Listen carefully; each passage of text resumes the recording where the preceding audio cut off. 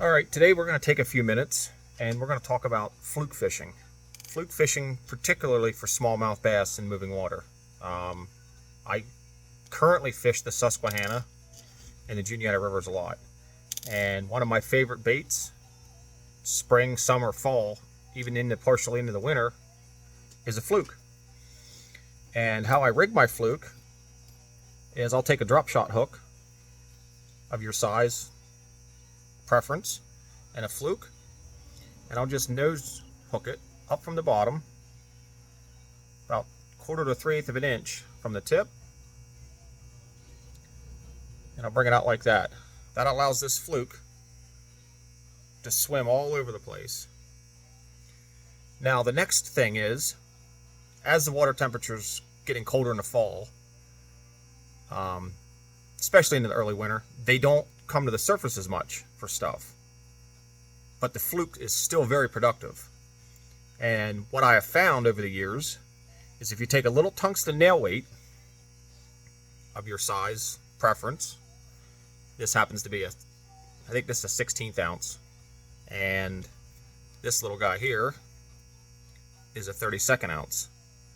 So what I'll do is I'll take that nail weight, and on the bottom of your Zoom fluke, there is a cavity.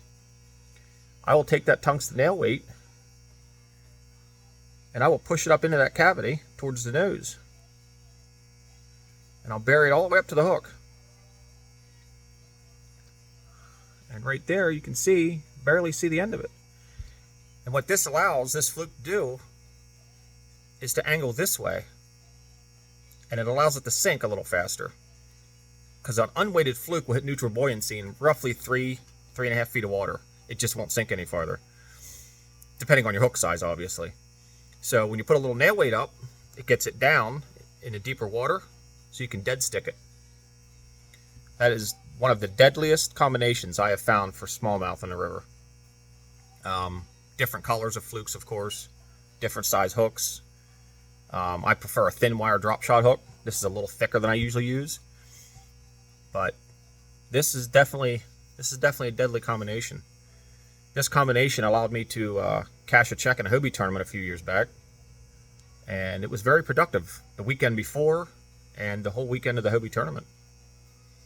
Now the next style I really love throwing is I'll take a gammy hook. What is that? A 584-11-100, and I modified a weighted swim bait hook mold, basically, to take an offset shank hook, and I throw a Z-Man Streak Z 3 3/4 inch. And how this looks is thread it through part way. This only works for Z-Man plastics. You got to slide it up over the weight,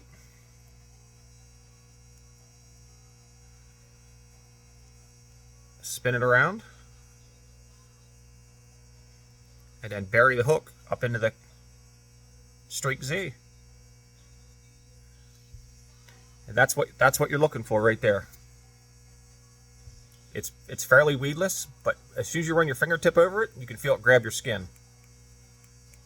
Them gammy hooks, they work really well for this style. And this I will throw in the wintertime and just let it bounce and drift off the bottom. Being Z-Man plastic, it will drag the bottom tail up. And they seem to really just key in on these little 3 3/4 inch Streak Z's. That is a green pumpkin I made. I make them in white. I make them in black. Unfortunately, I do not sell any of the stuff I make. I have friends that do, and the last thing I would ever want to do is take any business from them. I have a lot of respect for them people, but you could probably reach out to Ken Glassner at Ken's Jigs. He could probably make you some of these and get you hooked up. But that right there is a great wintertime smallmouth bait. because that little tail just quivers and it drives them nuts. Any color. I mean, I've thrown all different colors. The baby bass color. This happens to be a Ralph shad. The deal. They all work. They all work the same. I don't think the color really matters. I think it's more about the action.